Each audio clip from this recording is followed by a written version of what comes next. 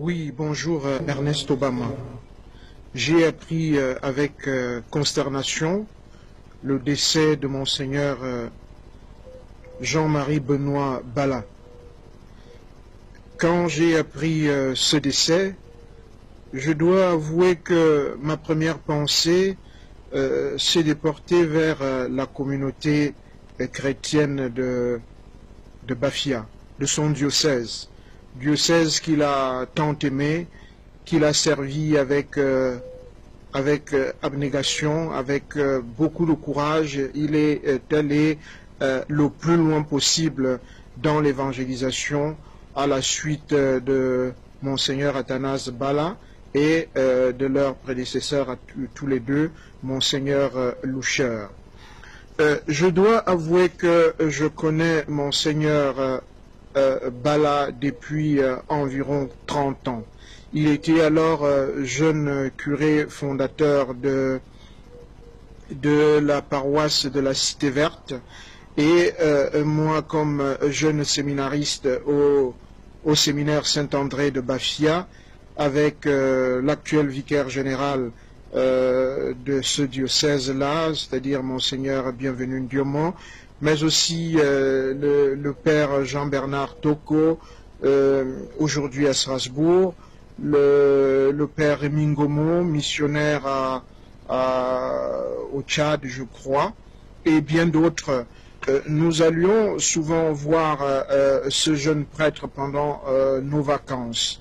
Puis, vous savez, il y a ceci de particulier dans la croissance des êtres humains, c'est que les enfants d'aujourd'hui deviennent les adultes de demain. Petit à petit, Jean-Marie ayant cessé sa croissance, du moins sur le plan physique, nous sommes devenus, nous, adultes, et nous avons gardé avec lui un lien tout à fait particulier. Maintenant, les circonstances dans lesquelles survient ce décès nous causent et nous posent beaucoup de problèmes. De prime abord, quand cette annonce m'a été faite, je n'ai pas cru. Je n'ai pas cru comme croyant que Jean-Marie Benoît Bala, évêque, puisse se donner la mort. Puis, par la suite, nous nous sommes mis en prière avec la communauté chrétienne au Cameroun et assez rapidement nous avons compris que ce drame n'était pas seulement le drame d'un décès, mais que la main de l'homme y avait contribué. Et à partir de ce moment-là, oui, nous regardons les enquêtes se poursuivre et comme citoyens camerounais, nous essayons à notre manière d'aider les autorités de notre pays à faire toute la lumière sur ce qui n'est pas simplement un décès, mais qui apparaît de plus en plus comme un assassinat. Vous savez, j'ai observé la dépouille de Monseigneur quand elle a été sortie de l'eau. Je voudrais dire ici que l'évêque en sandales, comme nous aimions bien l'appeler, et je voudrais dire aujourd'hui, je rends hommage à l'évêque en sandales sans scandale. Je connais tellement Monseigneur Bala que je sais qu'il est mort debout en proclamant sa foi. C'est ce qui est important. Il est mort en proclamant sa foi, il est mort en refusant de renier ce qui était ses convictions. Et cet homme au service des pauvres, au service des plus faibles, lui-même faible parmi les faibles, Monseigneur est né dans une famille, comme on dit chez nous, des plus pauvres, père ouvrier et maman ex-religieuse, travaillant à la tâche chez les sœurs du 5 heures de Marie de Mbalmayo. Monseigneur est né quand ses parents avaient pris de l'âge. C'est pour cela que sa maman l'appelait toujours un Koumoun, c'est-à-dire mon rayon de soleil de la vieillesse. Et quand on sait tout ça de Monseigneur, on sait qu'il ne s'est pas suicidé, qu'il ne s'est pas donné la mort. Alors je voulais dire ceci, Ernest Obama, si vous permettez. Regardez les photos de la sortie de la dépouille de Monseigneur des eaux silencieuses mais orageuses de la Sanaga. Vous découvrirez que les sandales qu'il a aux pieds sont inversées. Le pied gauche est à droite et le pied droit est à gauche. On ne s'habille pas comme ça quand on va se donner la mort, quand on va laisser un message, qui d'ailleurs aujourd'hui a tout son sens pour ceux qui ont connu le club des rieurs du grand séminaire de l'Immaculée Conception d'Onkolbison. Je suis dans l'eau, hiket nung, ici et maintenant. Ça veut dire je suis pris dans un piège, dans un piège qui m'a été tendu ici maintenant. C'est-à-dire que l'on m'a attiré hors de l'évêché pour me donner la mort, comme signifie cette vieille phrase du XIIe et du XVIIIe siècle, un nœud coulant. Et Monseigneur l'a dit, et aujourd'hui on voit les traces de ce nœud coulant au cou de Monseigneur. Il a donc désigné les véritables coupables, et aujourd'hui nous demandons effectivement à la police scientifique de notre pays, aux autorités, au délégué général à la Sûreté nationale, au secrétaire d'État à la gendarmerie, de nous aider, d'aider le peuple chrétien du Cameroun à vivre le deuil de Monseigneur en faisant la lumière sur cet assassinat.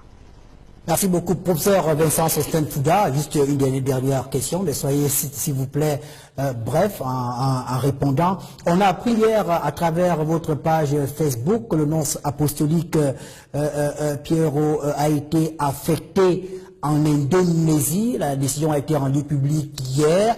Selon certaines sources, son mandat au Cameroun était arrivé à expiration, mais certains ne manquent pas de lier ce départ au décès de Monseigneur Bala. Qu'est-ce que vous en dites? Le nonce apostolique en poste au Cameroun et en Guinée équatoriale a été affecté en Indonésie. Je pense qu'il faudrait dissocier les deux événements, c'est-à-dire le décès de Monseigneur Jean-Marie Benoît Bala et l'affectation de Monseigneur Piero Piopo en Indonésie. Je crois que pour ceux qui connaissent un peu les arcanes de l'Église, cette affectation était déjà faite depuis à peu près 2 à 3 semaines, mais n'avait pas été rendue publique. Bon, le nonce étant parvenu au terme de son mandat au Cameroun, il était d'ailleurs déjà doyen du corps diplomatique, c'est-à-dire le plus ancien de tous les diplomates accrédités au Cameroun. Il fallait qu'il passe avec le Cameroun la célébration du 45e anniversaire de son unité nationale. Et bon, maintenant il est appelé à aller continuer à servir l'Église universelle en Indonésie, où d'ailleurs il va retrouver un certain nombre de Camerounais ou de jeunes missionnaires ayant été formés au Cameroun et qui sont aujourd'hui en poste en Indonésie. Bon, je crois vraiment, et c'est là que l'on a besoin que la communication de l'Église soit proactive pour dissocier les deux événements. pour que le monde chrétien, le monde de voilà, croyants... merci beaucoup. Merci professeur Vincent Sostène Fouda pour cette belle intervention. On va rapidement lire le communiqué qui a été également rendu public hier, le 3 juin, par la conférence épiscopale. Son Excellence Monseigneur Samuel Cléda, archevêque métropolitain de Douala, président de la conférence épiscopale du Cameroun, et son Excellence Monseigneur Jean Baga, archevêque métropolitain de la province ecclésiastique de Yaoundé, ont la profonde douleur d'annoncer le décès de son Excellence Monseigneur Jean-Marie Benoît Bala, évêque du diocèse de Bafia, constaté le 2 juin 2017 au lieu dit Ebebda. Ils expriment à tous les fidèles chrétiens et croyants du diocèse de Bafia leur profonde condoléance et les assurent de leur pleine compassion et de leur prière pour que leur foi et leur espérance soient fortifiées face à ce triste événement. Ce décès invite la communauté des fidèles, amis, parents et connaissances et toutes les personnes de bonne volonté à intensifier les prières pour le repos de son âme. Voilà ce qu'on pouvait dire pour le moment. Merci encore au professeur Vincent Sostène Fouda.